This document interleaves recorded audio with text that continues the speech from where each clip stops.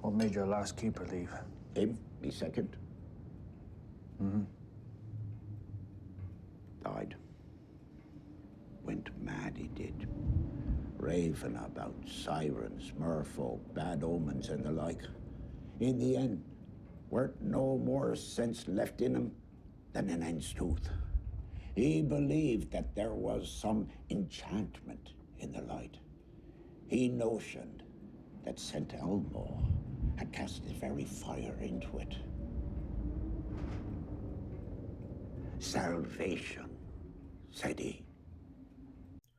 With 2019's The Lighthouse, Robert Eggers realizes the promise demonstrated in his first film, The Witch.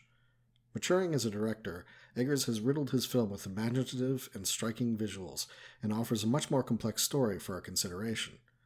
His attention to the environment in which his characters dwell is much more in evidence and plays a significant role. The booming wails of the foghorn feel like building oppression, and the pathetic fallacy of this relentless storm dominating the second half in resonance with Thomas Howard's tormented soul.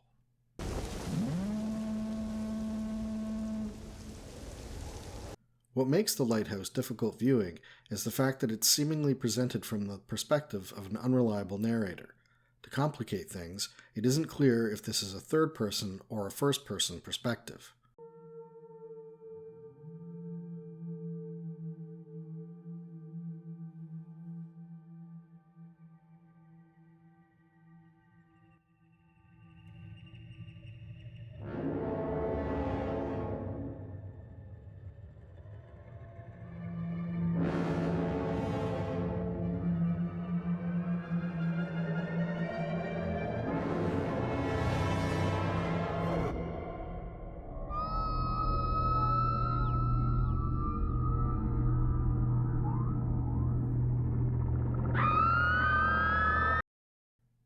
What I mean by this is that the story as displayed may be taken to represent events as perceived by the Robert Pattinson character, Thomas Howard. Or it may be read as objective on the whole, while including sequences presenting dreams and visions that Howard is experiencing. It may be a presentation of things as perceived by another party altogether. In Eggers' prior film, The Witch, any speculation that the misfortunes of the family may be the product of paranoia and not an actual being is quickly put to rest. A few minutes into the film, we are shown the witch and know that she exists. By contrast, in The Lighthouse, Willem Dafoe's Thomas Wake directly alludes to the possibility of his own non-existence. We are invited to consider the experience a subjective one, while being chided for wanting to pretend it is so.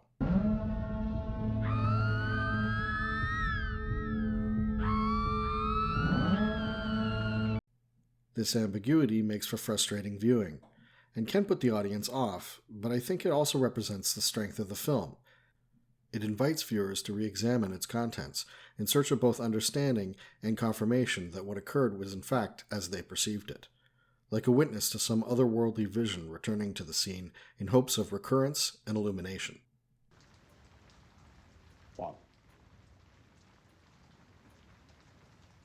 What? What?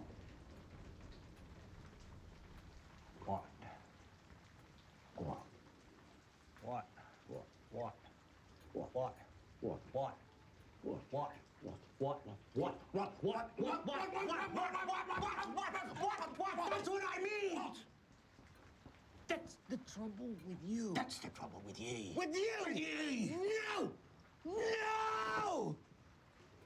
But whether taken as a literal presentation of events that carry only metaphorical significance, or as a representation of abstracted ideas and feelings of its protagonist, the film is the film.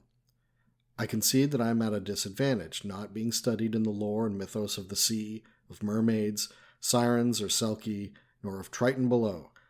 Having said that, my approach to this review is based on the assumption that the depicted events are meant to be both literal and figurative in nature.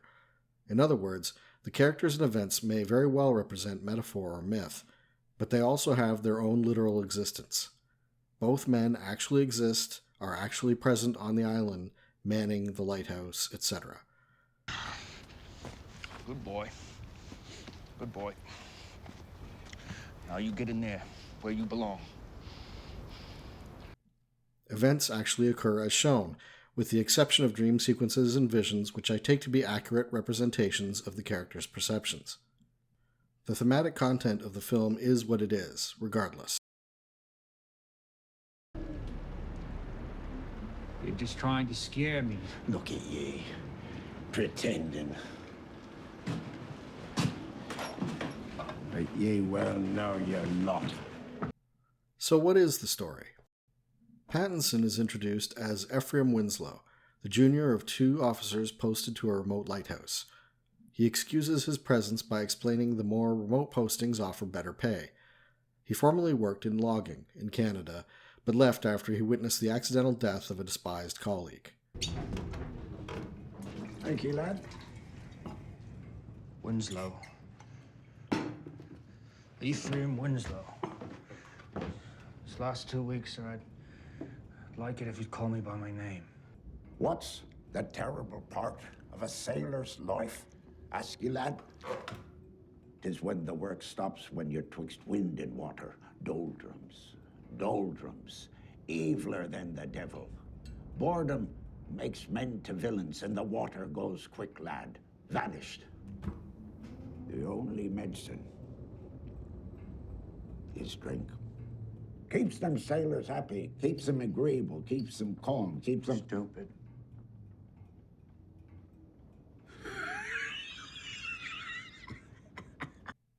Willem Dafoe's Thomas Wake, meanwhile, is both attentive and solicitous.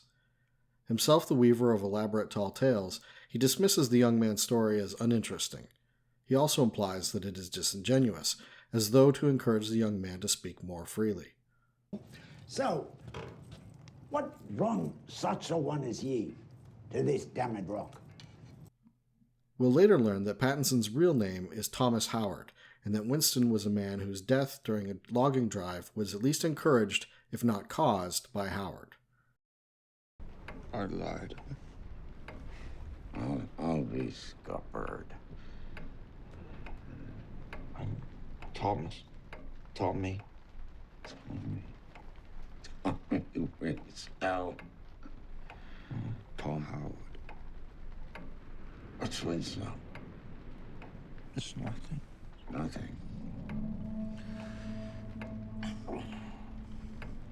Can I trust you? Don't be spilling any of your beans to me. You feel shame when you lie with a woman? He is a man driven by guilt and shame. It's his highest aspiration to find solace and forgiveness for the murder which he may or may not have actually enacted, but for which he certainly blames himself. His dreams or recollections of Winston are colored by violence and associated implied sexual repression. We begin to suspect his reasons for killing Winston had less to do with the man's incompetence or offensive personality, and more to do with Howard's resentment of the feelings Winston evokes within himself.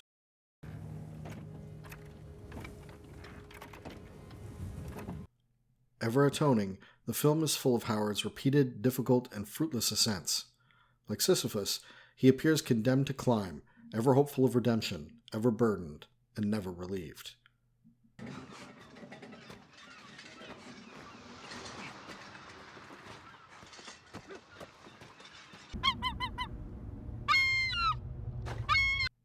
He is also repeatedly tormented by a one-eyed gull.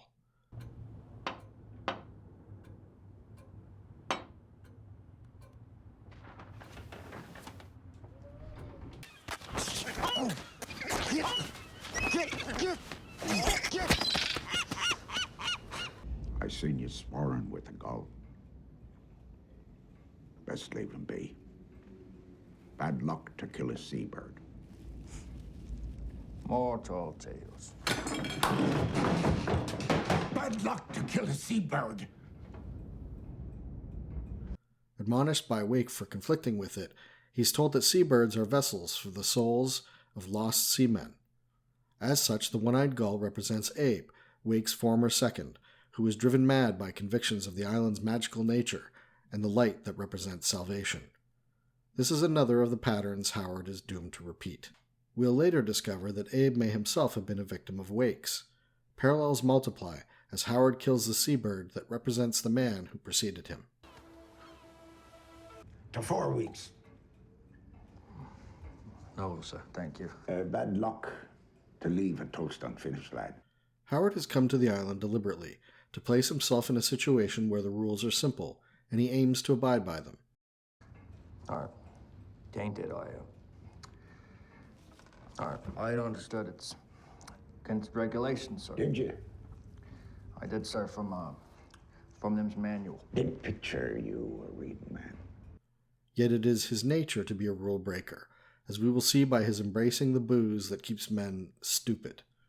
He chafes under the yoke and alludes to his resentment of Wake's authority being a reflection of his experience under the authority of the real Winston, whose fate foreshadows Wake's. Once again, a pattern is duplicated, as Howard is brought into conflict with an irascible superior. One gets the impression this pattern is a familiar one for Howard. Have it your way.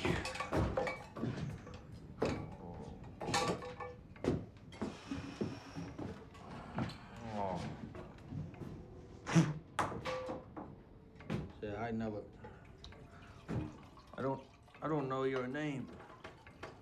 Wake? The name of Thomas Wake, of course, is a double entendre, with Wake simultaneously referencing a state of awareness and the aftermath of one's nautical passing. If one were to read the Lighthouse as pure metaphor, representing only aspects of one persona, Wake weirdly seems to fulfill the roles of both id and superego to Howard's ego. Well, to my friend Tom, I'm getting off this goddamn rock. Wake can be understood as a representation of conscience, or as a kind of supernatural gatekeeper and judge, a briny St. Peter on guard at the pearly gates. You don't go in there. Ain't no crime to take a snort now. A clear night, and our last afore relief. I ain't never known an inspector what won't turn a blind eye. And I won't take no for an answer. He's that impish perversity that tests and provokes, that thing within that makes a killer invite discovery and capture, whether for amusement or some unconscious desire for punishment. Dance, Winslow! Dance!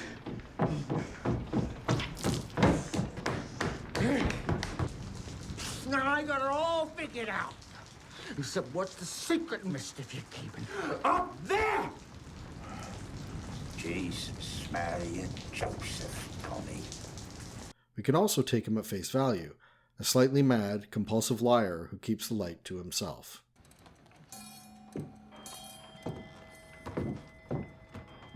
I'm the keeper of this station, lad. Some other station you can tend the light. Manual says... My log is the only book on this rock. Says 'Tis I'm gospel. wiki, but I'm the I ain't been keeper of the one light, with lad, and I I'll ain't never been let the no man book touch it. said- Don't I ain't the concern book said yourself we with all the can beacon, make. lad. Mine! It's not a stretch to see the light atop the house as an elevated state of enlightenment and beauty, a heavenly forbidden place that is the sole province of Thomas Wake. Wake is the jealous guardian and keeper of the light, and as such, the judge of Howard's worthiness for atonement, as well as his superior in legal authority. And so Wake becomes the obstacle Howard must overcome, so that he may access the cleansing light of absolution.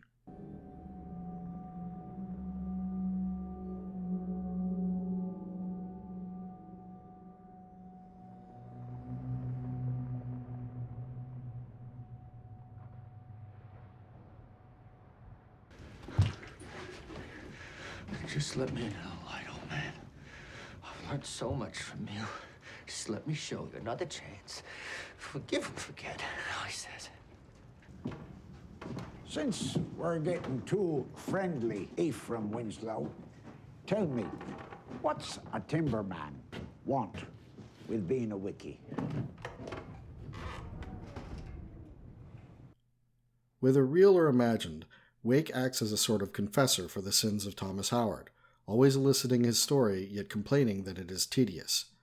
He'll ask him what really brought him to the island, then scold him for spilling the beans. Same old boring story, eh? Well, you asked. Between Wake's lies and his own delusions, Howard becomes increasingly confused. Thomas Wake mocks the younger man's state of mind, suggesting that perhaps Thomas Howard is actually deliriously wandering in the snows of a Canadian winter, imagining himself on the island, and that Wake exists at all. Help me to recollect. Who are you again, Tommy? I'm probably a figment of your imagination. This rock is a figment of your imagination, too. You're probably wandering through a grove of tag alders up north in Canada, like a frost-bitten maniac talking to yourself. At this point, there's a comparison to be made to Bergman's Persona, as the suggestion occurs that the two men actually may be one and the same. They are, or are becoming, one. Perhaps there is only the man and his own accusing conscience, or spiritual judge. However, as with Persona, I find that while the idea is worth exploring, I again do not infer that there are not, in fact, two distinct characters here.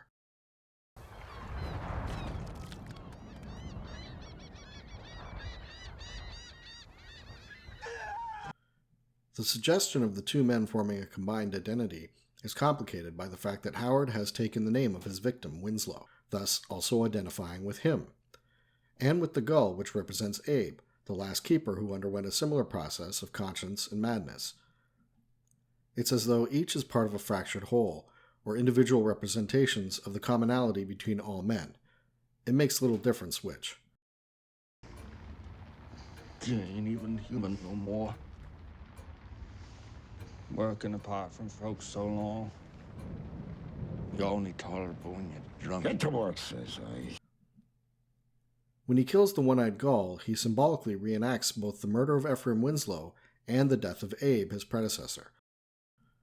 As such, it's also readable as a triple act of self-destruction, in that Howard identifies as Winslow, as Abe, and has been told it is ill luck to harm a seabird.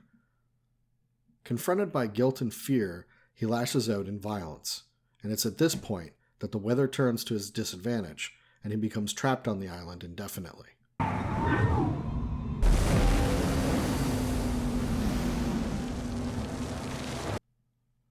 When Howard finally tells a version of his story that presumably approximates the truth, Wake vanishes, an echo of his voice admonishing Howard for spilling the beans.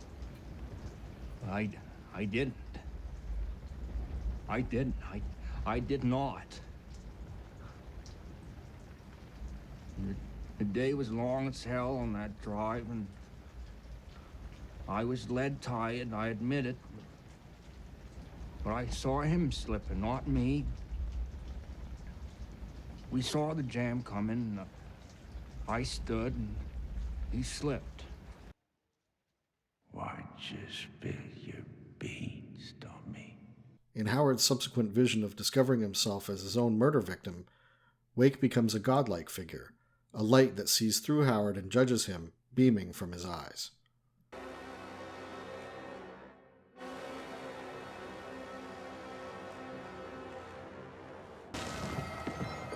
Don't leave me!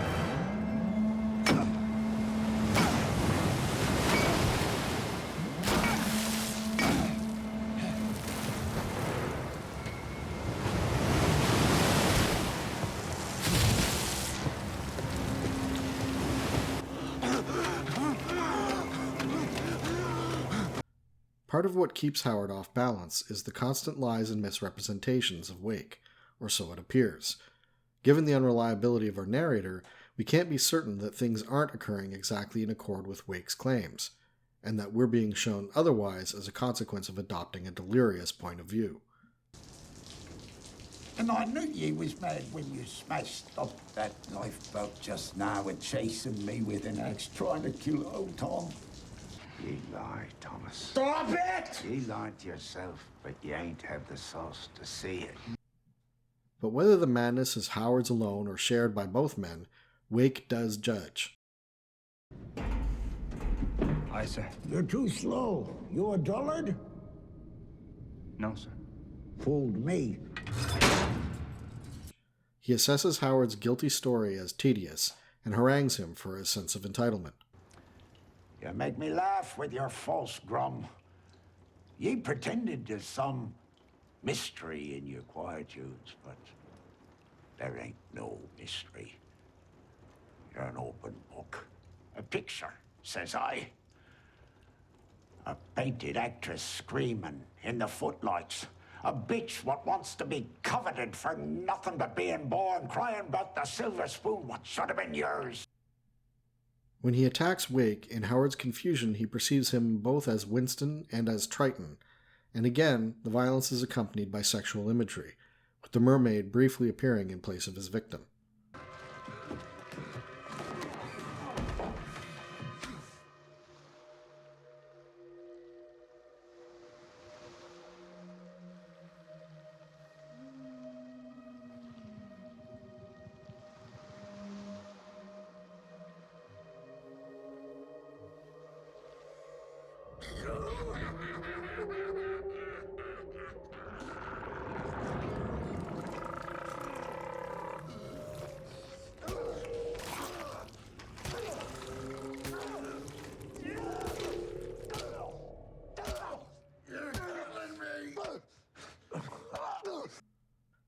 After ostensibly killing Wake, Howard has the cigarette he spoke of wanting upon the death of Winslow.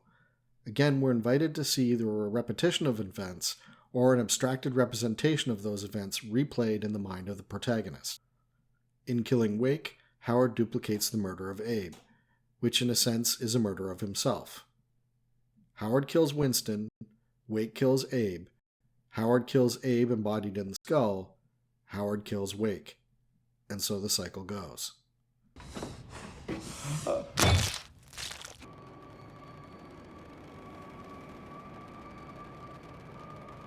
In many ways, it's as though the soul of Howard is in purgatory, repeating the sins of his doom, unable to escape inevitable damnation.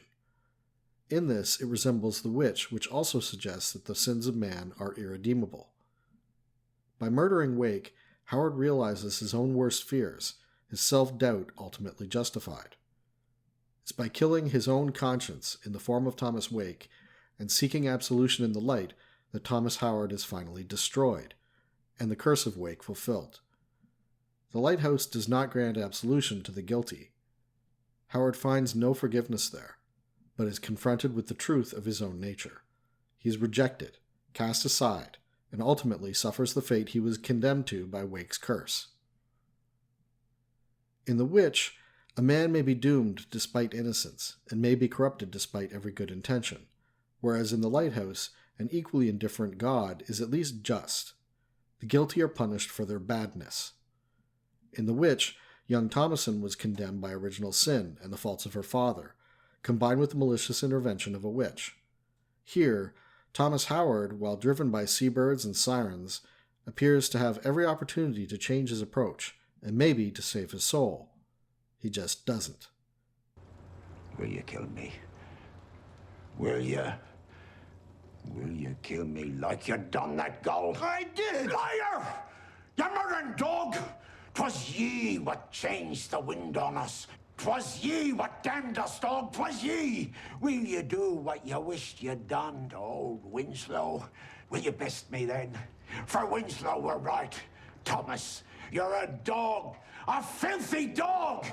But at a certain point, it appears that in the worldview of Robert Eggers, there's little to choose between doesn't and can't, and the doom of his protagonist is a foregone conclusion.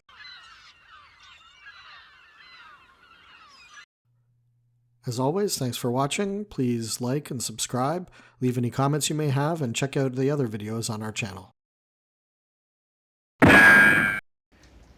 Ephraim Winslow, well, now he'd got a spiffy clean slate, and Thomas Howard, well, he don't. No prospects. How else am I going to find respectable work?